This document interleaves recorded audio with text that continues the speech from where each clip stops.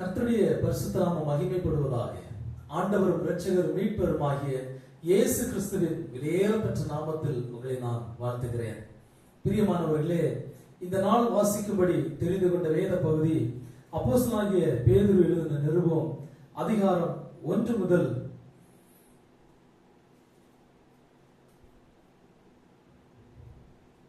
கர்த்தருடைய பரிசுத்த நாமம் மகிமைப்படுவதாக. ஆண்டவரும் இரட்சகரும் மீட்பரும் ஆகிய இயேசு கிறிஸ்துவின் விலையேறப்பெற்ற நாமத்தில் உங்களை நான் வாழ்த்துகிறேன்.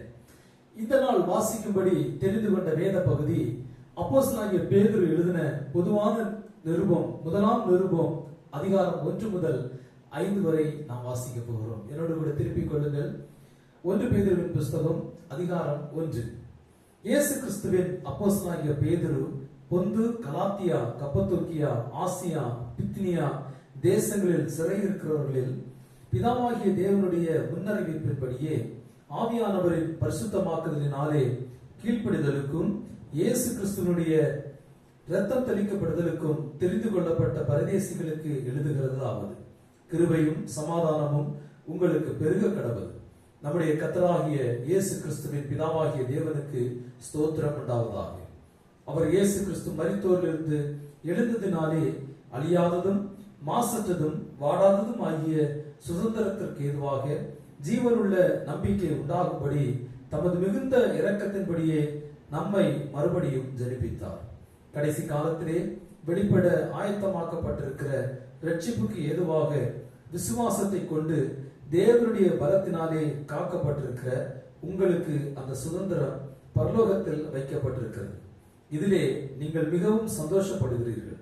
என்றாலும் துன்பப்பட வேண்டியது அவசியமானதால் இப்பொழுது கொஞ்ச காலம் பலவிதமான சோதனைகளினாலே துக்கப்படுகிறீர்கள். அழிந்து போகிற பொன் அக்கினியினாலே சோதிக்கப்படும். அதை பார்க்கிலும் அதிக விலையேற பெற்றதாய் இருக்கிற உங்கள் விசுவாசம் சோதிக்கப்பட்டு இயேசு கிறிஸ்து வெளிப்படும் போது உங்களுக்கு புகழ்ச்சியும் கனமும் மகிமையும் உண்டாக காணப்படும். அவரை நீங்கள் காணாமல் இருந்தும் அவரிடத்தில் அன்பு கூறுகிறீர்கள். இப்பொழுது அவரை தரிசியாமல் இருந்தும் அவரிடத்தில் விசுவாசம் வைத்து சொல்லி முடியாததும் மகிமையால் நிறைந்ததுமாயிருக்கிற சந்தோஷம் உள்ளவர்களாய் கலிகூர்ந்து உங்கள் விசுவாசத்தின் பலனாகிய ஆத்ம ரட்சிப்பை அடைகிறீர்கள். உங்களுக்கு உண்டான கிருபையை குறித்து தீர்க்க தரிசனம் சொன்ன தீர்க்கதரிசிகள் இந்த ரட்சிப்பை குறித்து கருத்தாய் ஆராய்ந்து பரிசோதனை பண்ணினார்கள். தங்களில் உள்ள கிறிஸ்துவின் ஆவியானவர் கிறிஸ்துவுக்கு உண்டாகும் பாடுகளையும் அவைகளுக்கு பின்வரும் மகிமைகளையும் முன்னறிவித்த போது இன்ன காலத்தை குறித்தார் என்பதையும் அந்த காலத்தின் விசேஷம் இன்னதென்பதையும் ஆராய்ந்தார்கள். தங்கள் நிமித்தம் அல்ல, நமது நிமித்தமே இவைகளை தெரிவித்தார்கள் என்று அவர்களுக்கு வெளியாக்கப்பட்டது. பரலோகத்திலிருந்து அனுப்பப்பட்ட பரிசுத்த ஆவியினாலே உங்களுக்கு சுவிசேஷத்தை பிரசங்கித்தவர்களை கொண்டு இவைகள் இப்பொழுது உங்களுக்கு அறிவிக்கப்பட்டு வருகிறது. இவைகளை உற்று பார்க்க தேவதூதரும் ஆசையாய் இருக்கிறார்கள். ஆகையால் நீங்கள் உங்கள் மனதின் அறையை கட்டிக்கொண்டு தெளிந்த புத்தியுள்ளவர்களாய் இருந்து இயேசு கிறிஸ்து வெளிப்படும் போது உங்களுக்கு அளிக்கப்படும் கிருபையின் மேல் பூரண நம்பிக்கை உள்ளவர்களாய் இருங்கள். நீங்கள் முன்னே உங்கள் அறியாமையினாலே கொண்டிருந்த இச்சைகளின்படி இனி நடவாமல் கீழ்ப்படுகிற பிள்ளைகளாய் இருந்து உங்களை அழைத்தவர் பரிசுத்தராய் இருக்கிறது போல நீங்களும் உங்கள் நடக்கைகள் எல்லாவற்றிலும் பரிசுத்தராய் இருங்கள். நான் பரிசுத்தர், ஆகையால் நீங்களும் பரிசுத்தராய் இருங்கள் என்று எழுதியிருக்கிறதே. அன்றியும் பட்சபாதம் இல்லாமல் அவனுடைய கிரியைகளின்படி நியாயம் தீர்க்கிறவரை நீங்கள் பிதாவாக தொழுது கொண்டு வருகிறபடியால் இங்கே பரதேசிகளாய் சஞ்சரிக்கும் அளவும் பயத்துடனே நடந்து கொள்ளுங்கள்.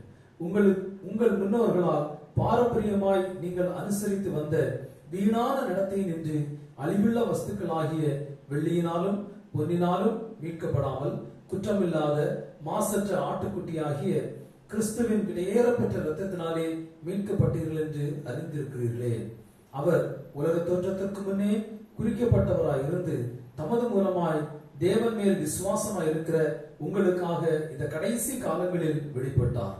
உங்கள் விசுவாசமும் நம்பிக்கையும் தேவன் மேல் இருக்கும்படி அவரை மரித்தோரிலிருந்து எழுப்பி அவருக்கு மகிமையை கொடுத்தார்.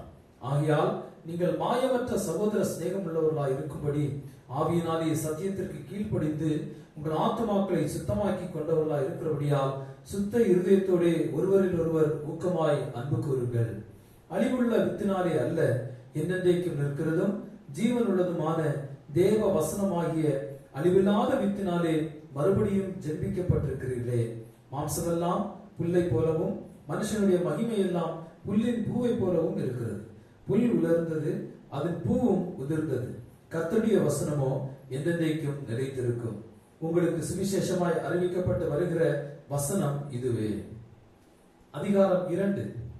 இப்படி இருக்க கர்த்தர் தயை உள்ளவர் என்பதை நீங்கள் ருசி பார்த்ததுண்டானால் சகல துர்க்குணத்தையும் சகலவித கபடத்தையும் வஞ்சகங்களையும் பொறாமைகளையும் சகலவித புறக்கூறுதலையும் ஒழித்துவிட்டு நீங்கள் வளரும்படி புதிதாய் பிறந்த குழந்தைகளைப் போல திருவசனமாகிய களங்கமில்லாத ஞானப்பாலின் மேல் வாஞ்சையாயிருங்கள்.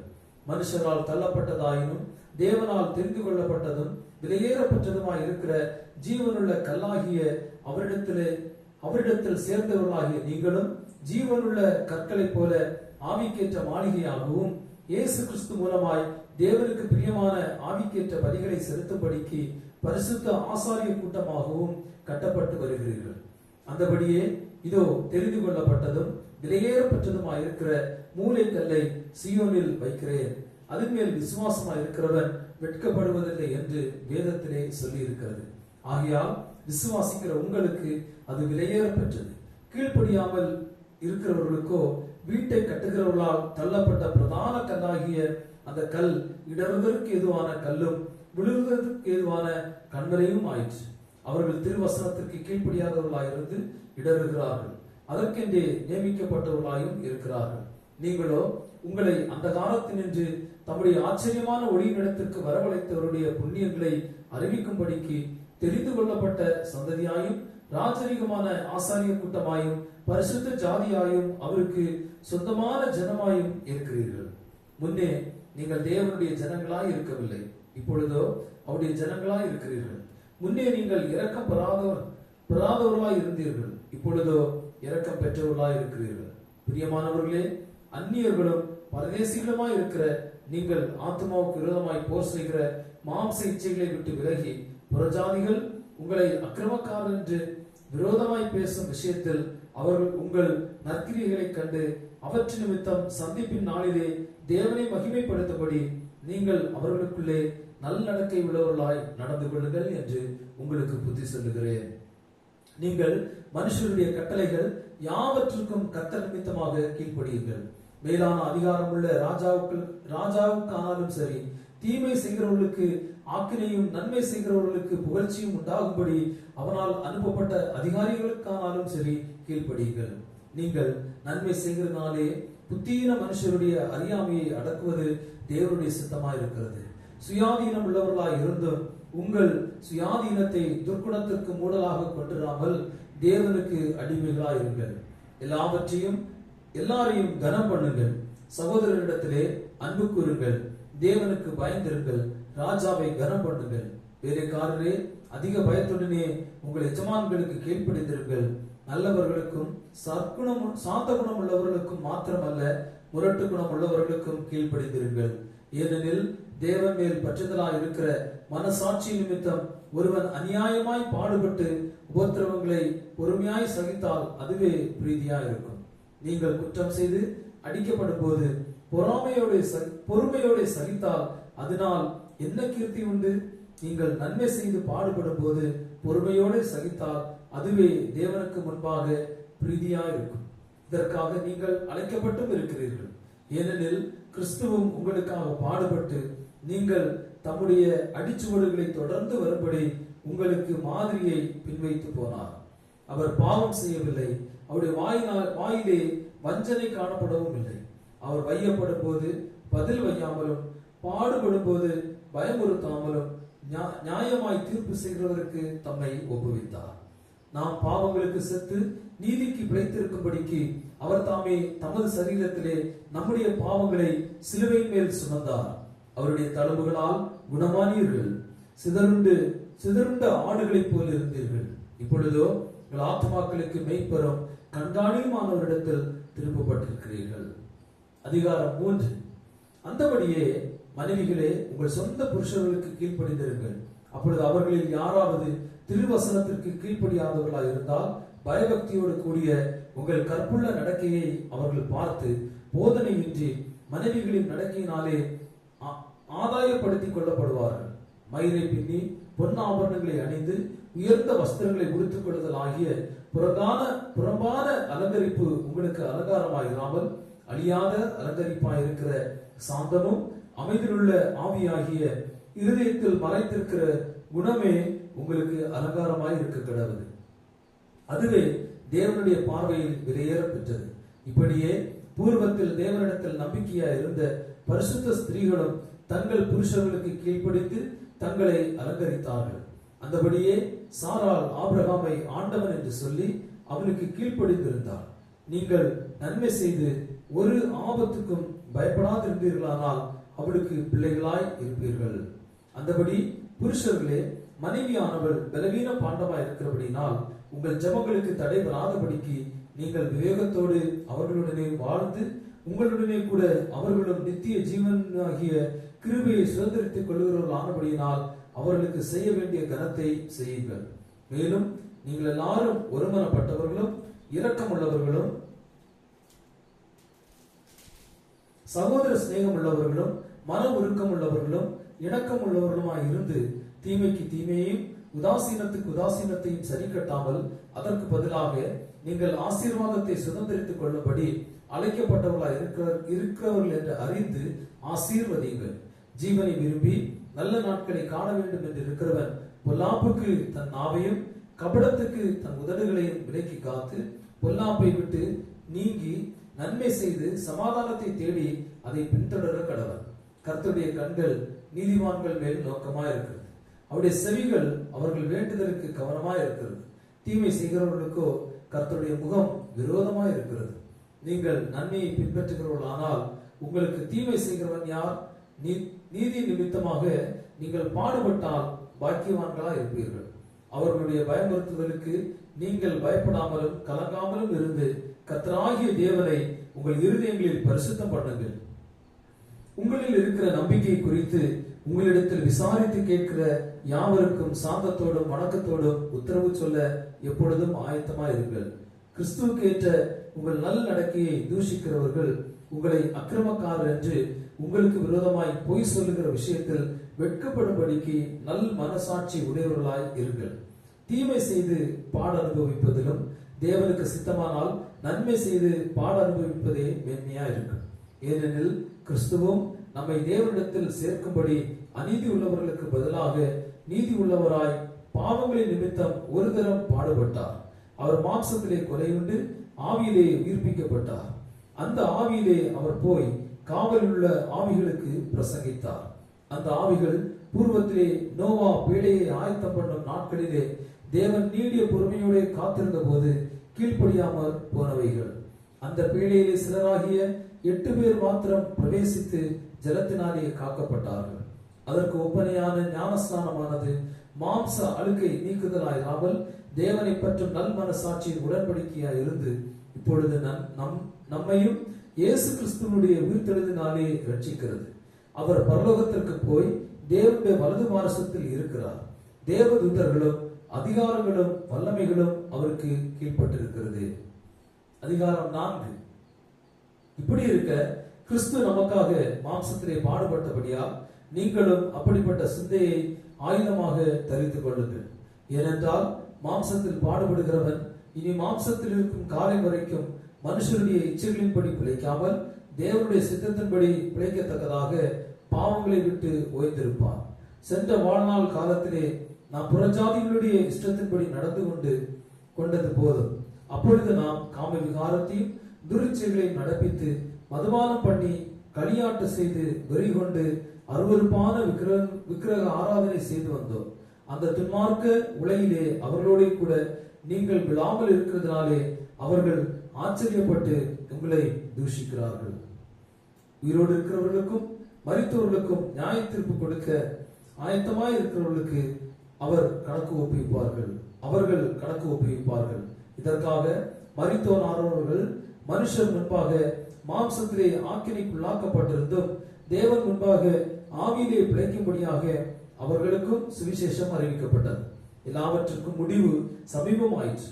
ஆகையால் தெளிந்த புத்தி உள்ளவர்களாய் இருந்து ஜெபம் பண்ணுவதற்கு ஜாக்கிரதை உள்ளவர்களாய் இருங்கள். எல்லாவற்றுக்கும் மேலாக ஒருவரில் ஒருவர் ஊக்கமான அன்புள்ளவர்களாய் இருங்கள். அன்பு திரளான பாவங்களை மூடும். முறுமுறுப்பில்லாமல் ஒருவரையொருவர் உபசரியுங்கள். அவனவன் பெற்ற வரத்தின்படியே நீங்கள் தேவனுடைய பற்பல கிருபை உள்ள ஈவுகளை பகிர்ந்து கொடுக்கும் நல்ல உக்ரானக்காரர் போல ஒருவருக்கொருவர் உதவி செய்யுங்கள். ஒருவன் போதித்தால் தேவனுடைய வாக்கியங்களின்படி போதிக்க கடவர். ஒருவன் உதவி செய்தால் தேவன் தந்தருளும் பலத்தின்படி செய்ய கடவர். எல்லாவற்றிலேயும் இயேசு கிறிஸ்து மூலமாய் தேவனை மகிமைப்படுத்தும்படி செய்வீர்களாக. அவருக்கு மகிமையும் வல்லமையும் சதா காலங்களிலும் உண்டாயிருப்பதாக. ஆமென். பிரியமானவர்களே, உங்களை சோதிக்கும்படி உங்கள் நடுவில் பற்றி எரிகிற அக்கினியை குறித்து ஏதோ புதுமை என்று தெரியாமல் கிறிஸ்துவின் மகிமை வெளிப்படும் போது நீங்கள் கலிகூர்ந்து மகிழும்படியாக அவருடைய பாடுகளுக்கு நீங்கள் பங்காளிகள் ஆனதால் சந்தோஷப்படுங்கள். நீங்கள் கிறிஸ்துவின் நாமத்தின் நிமித்தம் நிந்திக்கப்பட்டால் பாக்கியவான்கள். ஏனென்றால் தேவனுடைய ஆவியாகிய மகிமையுள்ள ஆவியானவர் உங்கள் மேல் தங்கி இருக்கிறார். அவர்களாலே தூஷிக்கப்படுகிறார், உங்களாலே மகிமைப்படுகிறார். ஆதலால் உங்களில் ஒருவனும் கொலைபாதகனாயாவது, திருடனாயாவது, பொல்லாங்கு செய்கிறவனாயாவது, அந்நிய காரியங்களில் தலையிட்டு கொண்டவனாயாவது பாடுபடுகிறவனாய் இருக்கக்கூடாது. ஒருவன் கிறிஸ்தவனாய் இருப்பதினால் பாடுபட்டால் வெட்கப்படாமல் இருந்து அது நிமித்தம் தேவனை மகிமைப்படுத்த கடவன். நியாய தீர்ப்பு தேவனுடைய வீட்டிலே துவங்கும் காலமாய் இருக்கிறது. முந்தி நம்மிடத்திலே அது துவங்கினால் தேவனுடைய சுவிசேஷத்திற்கு கீழ்ப்படியாதவர்களின் முடிவு என்னமாயிருக்கும்? நீதிமானே ரட்சிக்கப்படுவது அரிதானால் பக்தி இல்லாதவரும் பாவியும் எங்கே நிற்பான்? ஆகையால் தேவனுடைய சித்தத்தின்படி பாடு அனுபவிக்கிறவர்கள் நன்மை செய்கிறவர்களாய் தங்கள் ஆத்துமாக்களை உண்மையுள்ள சிருஷ்டிகர்த்தராகிய அவருக்கு ஒப்பு கொடுக்க கடவர்கள். அதிகாரம் 5. உங்களில் உள்ள மூப்பருக்கு உடன் மூப்பரும் கிறிஸ்துவின் பாடுகளுக்கு சாட்சியும் இனி வெளிப்படும் மகிமைக்கு பங்காளியுமாய் இருக்கிற நான் புத்தி சொல்லுகிறது என்னவென்றால், உங்களிடத்தில் உள்ள தேவனுடைய மந்தையை நீங்கள் மேய்த்து கட்டாயமாய் அல்ல மனப்பூர்வமாயும் அல்ல நீங்கள் மேய்த்து கட்டாயமாயும் அல்ல மனப்பூர்வமாயும் அவலட்சணமான ஆதாயத்திற்காக அல்ல உற்சாக மனதோடும் சுதந்திரத்தை இருமாப்பாய் ஆளுகிறவர்களாக அல்ல மந்தைக்கு மாதிரிகளாகவும் கண்காணிப்பு செய்யுங்கள். அப்படி செய்தால் பிரதான மேய்ப்பர் வெளிப்படும் போது மகிமை உள்ள வாடாத கிரீடத்தை பெறுவீர்கள். அந்தபடி இளைஞரே, மூப்பருக்கு கீழ்ப்படியுங்கள். நீங்கள் எல்லாரும் ஒருவருக்கொருவர் கீழ்ப்படித்து மனத்தாழ்மையை அணிந்து கொள்ளுங்கள். பெருமை உள்ளவர்களுக்கு தேவன் எதிர்த்து நிற்கிறார், தாழ்மை உள்ளவர்களுக்கோ கிருபை அளிக்கிறார். ஆகையால் ஏற்ற காலத்திலே தேவன் உங்களை உயர்த்தும்படிக்கு அவருடைய பலத்த கைக்குள் அடங்கியிருங்கள். அவர் உங்களை விசாரிக்கிறவர் ஆனபடியால் உங்கள் கவலைகளை எல்லாம் அவர் மேல் வைத்து விடுங்கள். தெளிந்த புத்தியுள்ளவர்களாய் இருங்கள், விழித்திருங்கள். ஏனெனில் உங்கள் எதிராளிய ஒரு பிசாசானவர் கர்ஜிக்கிற சிங்கம் போல எவனை விழுங்கலாமோ என்று வகை தேடி சுற்றித் திரிகிறார். விசுவாசத்தில் உறுதியாய் இருந்து அவனுக்கு எதிர்த்து நில்லுங்கள். உலகத்தில் உள்ள உங்கள் சகோதரரிடத்திலே அப்படிப்பட்ட பாடுகள் நிறைவேறி வருகிறது என்று அறிந்திருக்கிறீர்களே. கிறிஸ்து இயேசுவுக்குள் நம்மை தமது நித்திய மகிமைக்கு அழைத்தவராய் இருக்கிற சகல கிருபையும் பொருந்திய தேவன் தாமே கொஞ்ச காலம் பாடு அனுபவிக்கிற உங்களை சீர்படுத்தி ஸ்திரப்படுத்தி பலப்படுத்தி நிலைநிறுத்துவாராக. அவருக்கே மகிமையும் வல்லமையும் சதா காலங்களிலும் உண்டாயிருப்பதாக. ஆமென். உங்களுக்கு புத்தி சொல்லும்படிக்கும் நீங்கள் நிலை கொண்டு நிற்கிற கிருபை தேவனுடைய மெய்யான கிருபைதான் என்று சாட்சியிடும்படிக்கும் நான் சுருக்கமாய் உங்களுக்கு எழுதி எனக்கு தோன்றுகிறபடி உண்மையுள்ள சகோதரனாகிய சில்வானுவின் கையிலே கொடுத்து அனுப்பியிருக்கிறேன். உங்களுடனே கூட தெரிந்து கொள்ளப்பட்டிருக்கிற பாபிலோனில் உள்ள சபையும் என் குமாரனாகிய மார்க்கும் உங்களுக்கு வாழ்த்துதல் சொல்லுகிறார்கள். ஒருவர் அன்பின் முத்தத்துடைய வாழ்த்துதல் செய்யுங்கள். கிறிஸ்து இயேசுக்குள்ளான உங்கள் அனைவருக்கும் சமாதானம் உண்டாவதாக. ஆமென். இத்துடன் இந்த நாள் வாசிக்க வேண்டிய வேத பகுதி வாசித்து நிறைவடைந்து விட்டது. மீண்டும் உங்களை அடுத்த நிகழ்ச்சி நான் சந்திக்கிறேன். சந்திக்கும் வரை தேவனுடைய கிருபை உங்கள் அனைவரோடு கூட இருப்பதாக. God bless you.